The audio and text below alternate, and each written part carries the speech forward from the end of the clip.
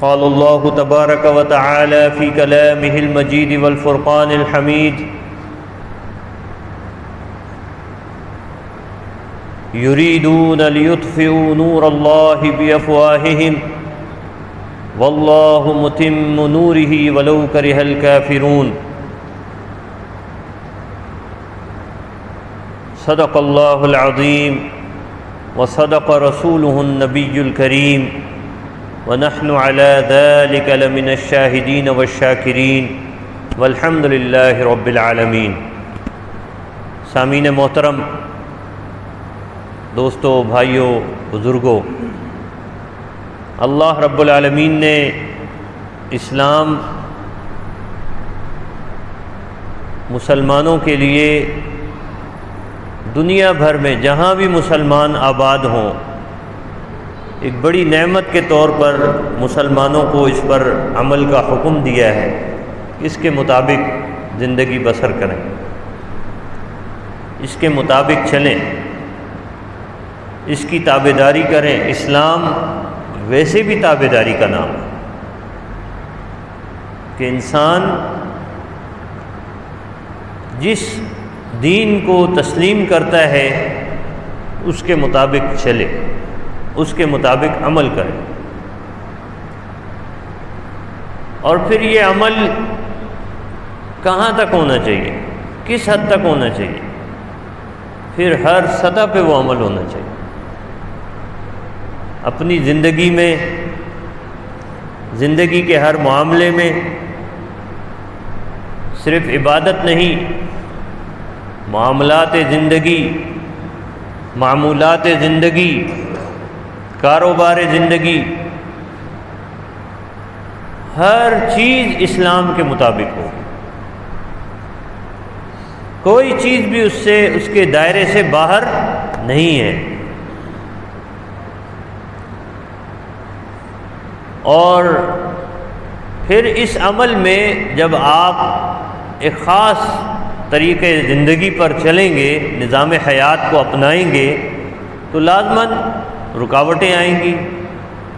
مشکلات آئیں گی، پریشانیاں آئیں گی۔ تو ان رکاوٹوں کو، ان مشکلات کو آپ نے، ہم نے، سب نے اس کا مقابلہ کرنا ہو۔ یہ نہیں ہو سکتا کہ اسلام پر دنیا کے مسلمان عمل کریں، اس کے مطابق نظام چلانا چاہیں، اس کے مطابق دنیا کو بدلنا چاہیں، اور کوئی رکاوٹ ہی نہ ہو، ساری دنیا ان کو ویلکم کرے، آؤ بھائی ہم تو آپ کا انتظار کر رہے تھے۔ ایسا نہیں ہوتا، لازماً پھر رکاوٹیں آتی ہیں، مشکلات آتی ہیں۔ حضور ختم المرسلین احمد مجتبی محمد مصطفیٰ صلی اللہ علیہ وسلم نے جب مکہ مکرمہ میں کلمہ طیبہ کی صدا بلند کی تھی، لا الہ الا اللہ محمد الرسول اللہ صلی اللہ علیہ وسلم کا علم بلند کیا تھا، کلمہ طیبہ کی سربلندی کے لیے جب انہوں نے بات شروع کی تو انہیں بالکل واضح طور پر یہ بات کہی تھی، انہوں نے بتایا تھا ان کو، قریش کو، قریش کے سرداروں کو، کہ بھائی دیکھو آج تک تم نے جو کچھ کیا ہے، جو تم بتوں کو پوجتے رہے، اللہ رب العالمین کے ساتھ، اللہ وحدہ لا شریک کے ساتھ تم مختلف خدائیوں کو شامل کرتے رہے، جھوٹے خدا تم نے بنائے ہوئے تھے، پرانے اپنے اجداد میں سے، اپنے بزرگوں میں سے کسی کی عقیدت دل میں ہے تو اس کا بت بنا لیا، اور بت بنا کر خانہ کعبہ میں رکھ دیا، کسی کی طرف یہ نسبت کی کہ اس سے ہماری روزی روٹی کا انتظام اس کے ذریعے سے ہوگا، کسی کی طرف نسبت کر دی کہ یہ بارش برسائے گا،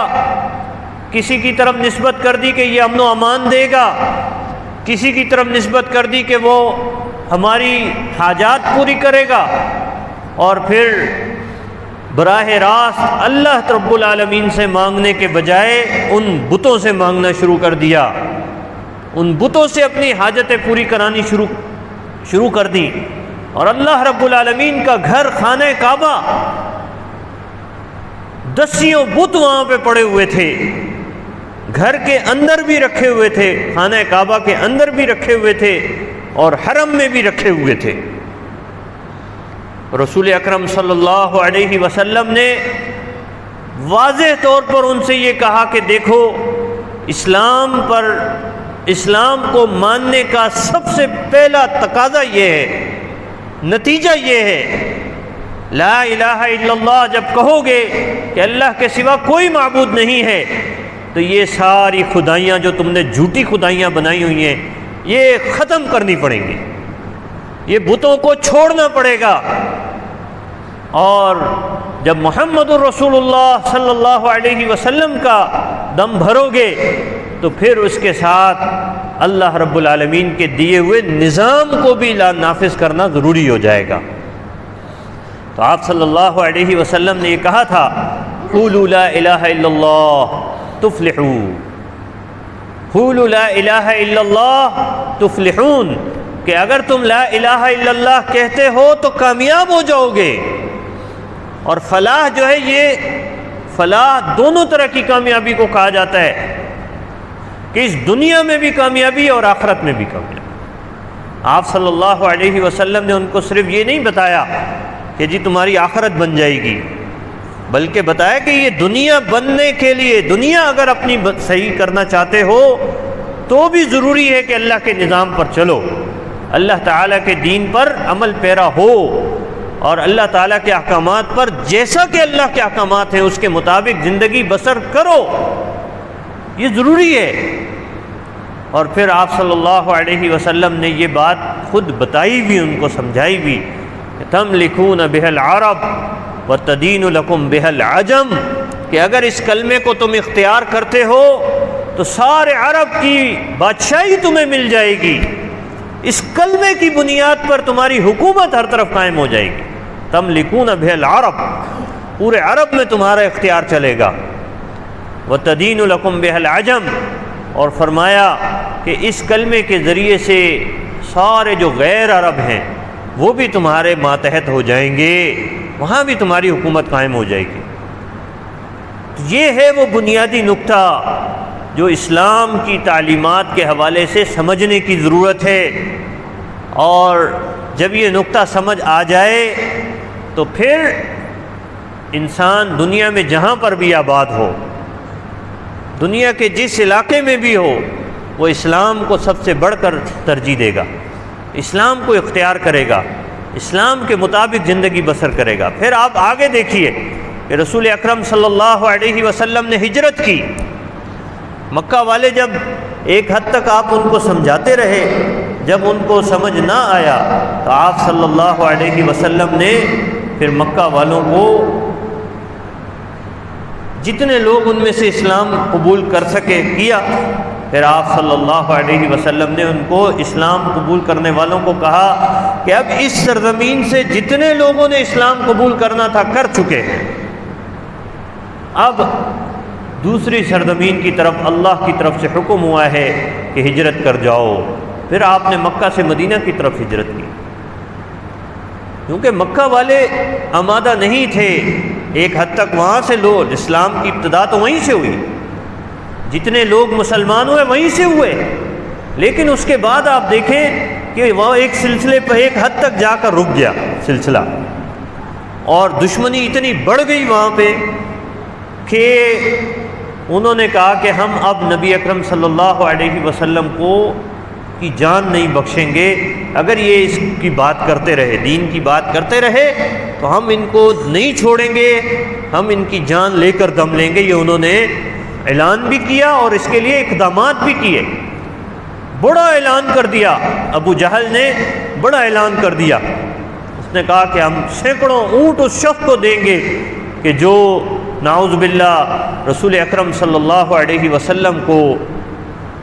قتل کرے گا۔ تو یہ جب یہاں تک نوبت آ گئی تو آپ صلی اللہ علیہ وسلم اس سے پہلے طائف بھی گئے.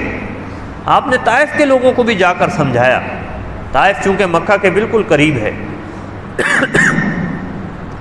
وہاں پہ بھی جا کے آپ نے بات کی، ان کو بھی سمجھانے کی کوشش کی، لیکن وہ بھی نہ سمجھے، بلکہ انہوں نے الٹا اور برا سلوک کیا. نبی اکرم صلی اللہ علیہ وسلم پر اوباش لڑکوں کے ذریعے سے انہوں نے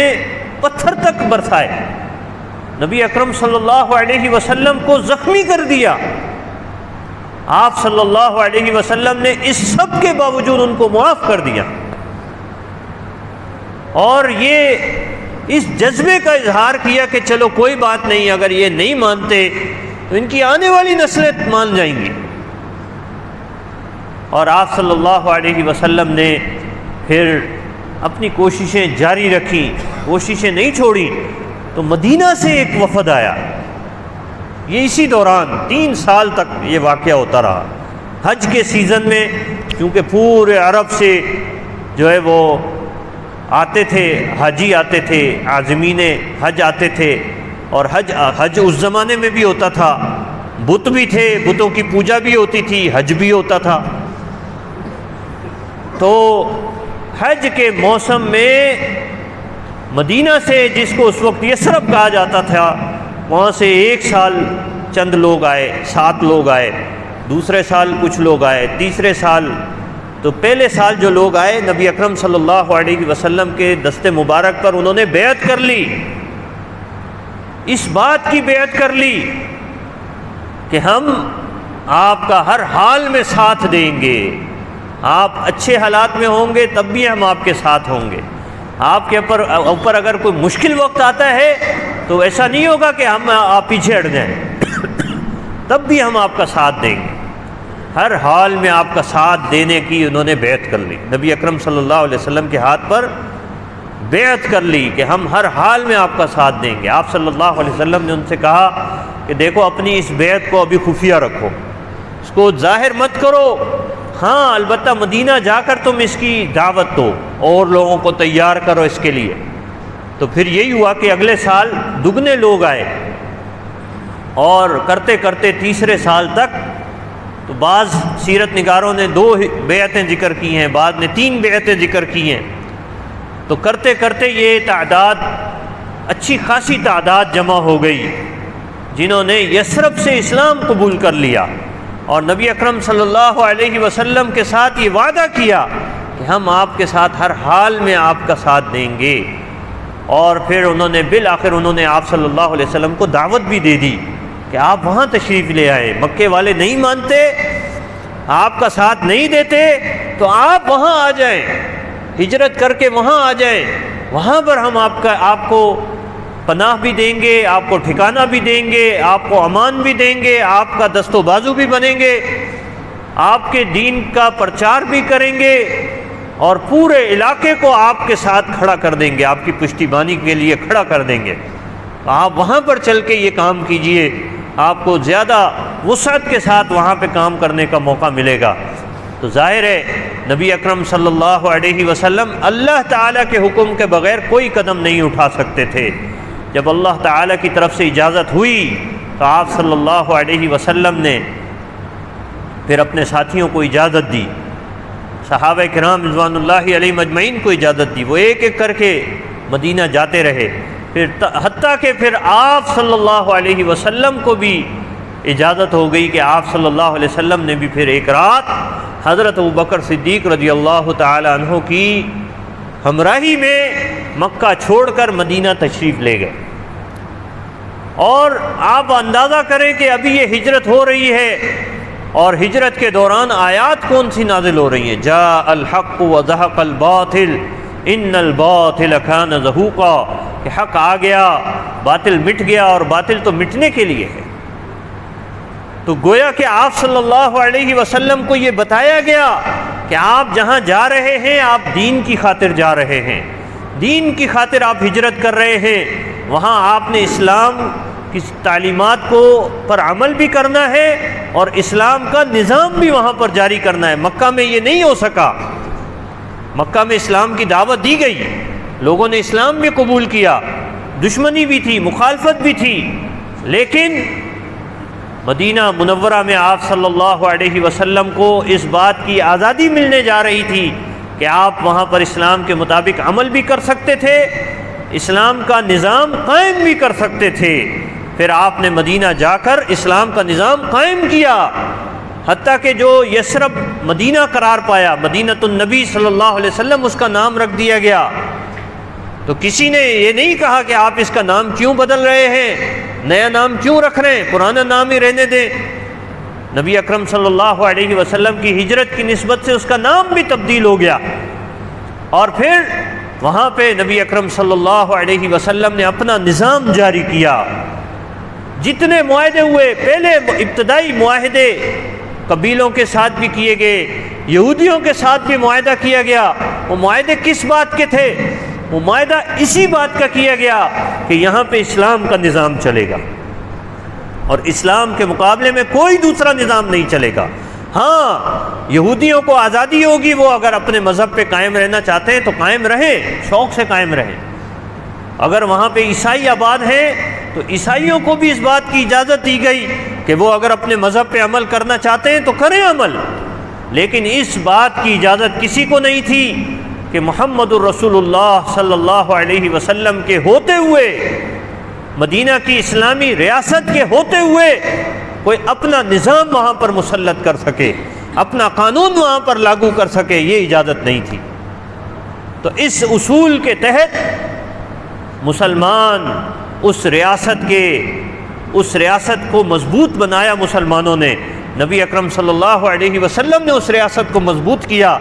اور وہاں پہ صرف اسلام کا قانون چلتا تھا،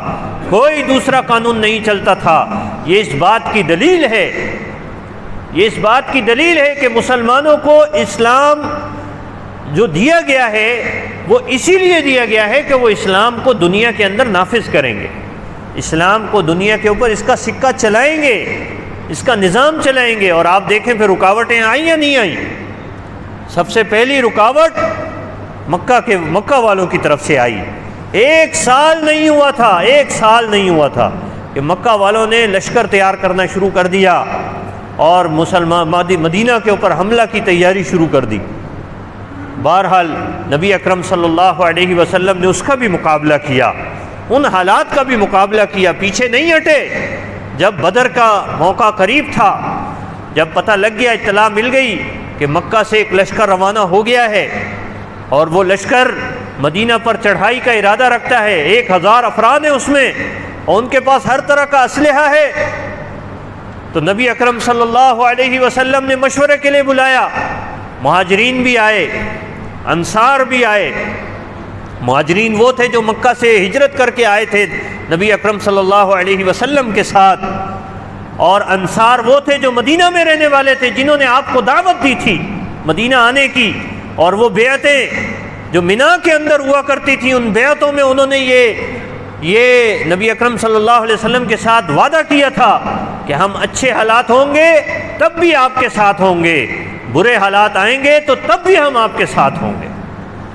تو آپ صلی اللہ علیہ وسلم نے جب مشورہ مانگا تو پہلے مہاجرین نے بات کی۔ مہاجرین نے یہی کہا کہ ہم تو آپ کے ساتھ ہیں، ہم تو ہر حال میں آپ کا ساتھ دیں گے، ہم پیچھے نہیں ہٹیں گے، ہم نے ہجرت کی ہی اس بنیاد پر ہے کہ جیسے بھی حالات ہوں گے ہم آپ کے ساتھ کھڑے رہیں گے، اسلام کی خاطر ہر قربانی دینے کے لیے تیار رہیں گے۔ تو نبی اکرم صلی اللہ علیہ وسلم نے مہاجرین کی جو بات آئی سامنے، پہلے ایک نے بات کی، حضرت عباس جس نے بھی بات کی، تو نبی اکرم صلی اللہ علیہ وسلم نے اس بات کو سننے کے بعد ان کی تائید کی، لیکن آپ صلی اللہ علیہ وسلم منتظر تھے کہ انصار کیا بولتے ہیں اس بارے میں، اس موقع پر انصار کا کیا موقف ہے، کیونکہ انصار نے تو مینا کے اندر جب یہ ہجرت نہیں ہوئی تھی اس وقت یہ وعدہ کیا تھا کہ ہم ہر حال میں نبی اکرم صلی اللہ علیہ وسلم کا ساتھ دیں گے۔ تو انصار میں سے ایک صحابی کھڑے ہوئے اور انہوں نے کھڑے ہو کر پھر جو گفتگو کی، انہوں نے کہا کہ میں سمجھتا ہوں اس بات کو کہ آپ صلی اللہ علیہ وسلم ہماری طرف سے موقف چاہتے ہیں، ہماری طرف سے بات سننا چاہتے ہیں، اور آپ یہ جاننا چاہتے ہیں کہ ہم اس موقع پہ آپ کے ساتھ کیا کریں گے۔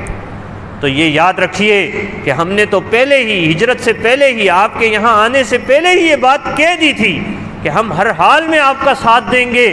تو آج بھی ہماری یہی بات ہے، اور تمام انصار آپ کے ساتھ کھڑے ہیں، اور ہم انشاءاللہ آپ کو تنہا نہیں چھوڑیں گے۔ ہم اس جنگ کے موقع پر آپ کا بھرپور ساتھ دیں گے، جنگ کے میدان میں آپ کے ساتھ شانہ بشانہ کفار کا مقابلہ کریں گے، پیچھے نہیں ہٹیں گے، اپنی جانیں بھی قربان کرنی پڑی اپنی جانیں بھی قربان کر دیں گے۔ نبی اکرم صلی اللہ علیہ وسلم نے ان کی حوصلہ افزائی کی، اور آپ نے ان کی تحسین کی کہ واقعتاً میں آپ سے یہی بات سننے کی توقع رکھتا تھا۔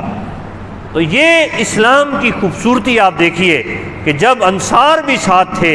جب مہاجرین بھی ساتھ تھے، سارے ہر شناخت رکھنے والے لوگ اکٹھے ہو گئے، تو پھر مکہ والوں کے لشکر کا مقابلہ بآسانی کیا مسلمانوں نے، اور مسلمانوں کے پاس کچھ بھی نہیں تھا، چند تلواریں تھیں، چند گنتی کے گھوڑے تھے، سواری بھی نہیں تھی سب کے پاس، تلواریں بھی سب کے پاس نہیں تھیں، ہاتھوں میں لاٹھیاں اٹھائی ہوئی تھیں، لیکن اس کے مقابلے میں ایک بڑی فوج کہ جن کے پاس ہر طرح کا اسلحہ تھا، لیکن مسلمانوں نے میدان بدر کے اندر اس لشکر کو، کفار کے لشکر کو شکست سے دوچار کر دیا۔ اور قرآن حکیم میں اللہ رب العالمین نے فرمایا کم من فئۃ قلیلۃ غلبت فئۃ کثیرۃ باذن اللہ، کہ چھوٹا گروہ ایسا بہت دفعہ ہوا ہے کہ چھوٹا گروہ جو ہے وہ بڑے گروہ کے اوپر غالب آ جاتا ہے اللہ کے اذن سے، اللہ کے حکم سے۔ اگر اللہ پر بھروسہ کریں گے، اللہ کے راستے میں نکلیں گے، اور اللہ کی ذات پر بھروسہ کر کے اللہ کے حکم کے مطابق عمل کریں گے، تو اللہ کی تائید بھی آئے گی، اللہ کی نصرت بھی آئے گی، اللہ کی مدد بھی آئے گی، اور مشکل حالات میں اللہ رب العالمین مسلمانوں کی نصرت بھی فرمائیں گے۔ میدان بدر میں ایسا ہی ہوا، میدان بدر میں اللہ رب العالمین نے مسلمانوں کی نصرت فرمائی، مسلمانوں کو سربلندی عطا فرمائی۔ تو آج اگر ہم جائزہ لیں تو دنیا کے اندر جو حالات ہیں، دنیا کے اندر جو صورتحال ہے، مسلمان اپنے ملکوں کے اندر بھی مشکل حالات سے دوچار ہیں۔ پاکستان میں بھی ہم اگر دیکھیں تو ایک مشکل صورتحال سے ہمیں سامنا کرنا پڑ رہا ہے۔ جس طرح کے پاکستان کے حالات بنا دیے گئے ہیں، اسلام کے نام پر حاصل کیا گیا ملک وہ مکمل طور پر ان لوگوں کے قبضے میں جا چکا ہے کہ جو لوگ اس ملک کے خیر خواہ نہیں ہیں، وہ اس ملک کے ہمدرد نہیں ہیں، اور انہوں نے کرپشن کے ذریعے سے، لوٹ مار کے ذریعے سے، اور معاملہ صرف کرپشن اور لوٹ مار کا نہیں ہے، بلکہ اس ملک کے اندر جو اسلام کے نام پر جس ملک کو حاصل کیا گیا، لا الہ الا اللہ محمد رسول اللہ کی بنیاد پر، جب یہ اس ملک کی آزادی کی تحریک چل رہی تھی تو اس وقت یہ نعرہ لگایا جاتا تھا پاکستان کا مطلب کیا، لا الہ الا اللہ، آئین ریاست کیا ہوگا، محمد الرسول اللہ صلی اللہ علیہ وسلم۔ اس نعرے کی بنیاد پر یہ ملک وجود میں آیا، لیکن آپ اور ہم سب اس بات سے واقف ہیں کہ جو بھی حکومتیں رہیں انہوں نے اس ملک کے اندر ایک دن بھی اسلام کا نظام نافذ نہیں کیا۔ 76 سال گزر گئے، اسلام کا نظام نافذ نہیں کیا۔ تو پھر ہم میں اور فرانس میں کیا فرق ہے؟ ادھر فرانس والوں نے ابھی نیا بل پاس کیا ہے اور عدالت نے بھی اس کی تصدیق کر دی ہے، اور وہاں کی عدالت نے کہا ہے کہ فرانس کے اندر جتنے بھی مسلمان آباد ہیں وہ بہت بڑی تعداد میں وہاں مسلمان آباد ہیں، اور اچھا خاصا تناسب ہے ان کا وہاں کی آبادی کے اندر۔ تو انہوں نے ان کے اوپر پابندی لگائی ہے، 2004 میں پابندی لگائی تھی کہ حجاب نہیں کر سکتے، پھر آج ان کے اوپر یہ پابندی لگائی ہے کہ اب عبایا بھی خواتین نہیں لے سکتی۔ پہلے خواتین کو پابند کیا کہ یہ حجاب نہیں لے سکتے، اب ان کے اوپر یہ پابندی لگائی ہے کہ وہ عبایا بھی نہیں لے سکتے، اور جو برقع خواتین استعمال کرتی ہیں یا اپنے لباس کے اوپر جو چادر استعمال کرتی ہیں، اب وہ چادر بھی استعمال کرنے کے اوپر پابندی لگا دی ہے کہ اس کو لے کر کوئی تعلیمی ادارے کے اندر داخل نہیں ہو سکتی کوئی بچی۔ تو میرے دوستوں اور بھائیو، آپ مجھے بتائیے ہم میں اور فرانس میں پھر کیا فرق ہے؟ اگر فرانس کے اندر یہ قانون بن رہا ہے تو آپ بتائیے ہم نے کون سا یہاں پہ اسلام کی ترقی کے لیے کام کیا ہے؟ اسلام کے نظام کو یہاں نافذ کرنے کے لیے ہم نے کون سے یہاں پہ اقدامات کیے ہیں ہماری حکومتوں نے، یا یہاں پہ بسنے والی ہماری دینی جماعتیں بھی ہیں، تو وہ کہاں انہوں نے اس لحاظ سے اپنی کوششوں کو یکسوئی کے ساتھ کیا ہے کہ اس ملک کے اندر کوئی قانون ایسا نہ بنتا جو اسلام کے خلاف ہوتا۔ اسلام کے خلاف قانون سازی ہوتی رہی، اور کئی مواقع پہ دینی جماعتیں خود حکومت میں بھی ہوتے ہوئے ایسا کام ہوتا رہا۔ تو میرے دوستوں اور بھائیوں، یہ جب تک ہم اس ملک کو اسلام کے مطابق نہیں ڈھالیں گے اور دنیا کے سامنے اس کو ایک تجربہ گاہ کے طور پر پیش نہیں کریں گے کہ دیکھو اس ملک میں ہم نے اسلام نافذ کیا ہے، تو اس ملک کے اندر ترقی بھی ہے، اس ملک کے اندر امن و امان بھی ہے، اس ملک کے اندر خوشحالی بھی ہے، اور اس ملک کے اندر احترام بھی ہے، تو اس وقت تک ہم دنیا کو اس بات کا پیغام نہیں دے سکتے کہ وہ بھی اسلام کے نظام کو نافذ کریں۔ تو اس کے لیے ضروری ہے کہ آج پاکستان کے اندر ہم آگے بڑھ کر اس ملک کو اسلام کا قلعہ بنائیں، یہاں پہ اسلام کا بول بالا ہو، اور سارے مسلمان چاہے ان کا تعلق کسی بھی مسلک سے ہے،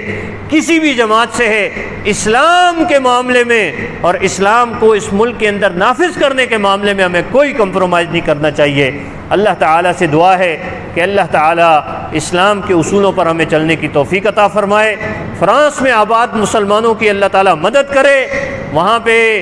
بڑے پیمانے پہ اس وقت احتجاج ہو رہا ہے، اور وہاں پہ ہم فرانس کے مسلمانوں کے ساتھ اظہار یکجہتی کرتے ہیں، اور ہم ان کے ساتھ ہیں کہ اگر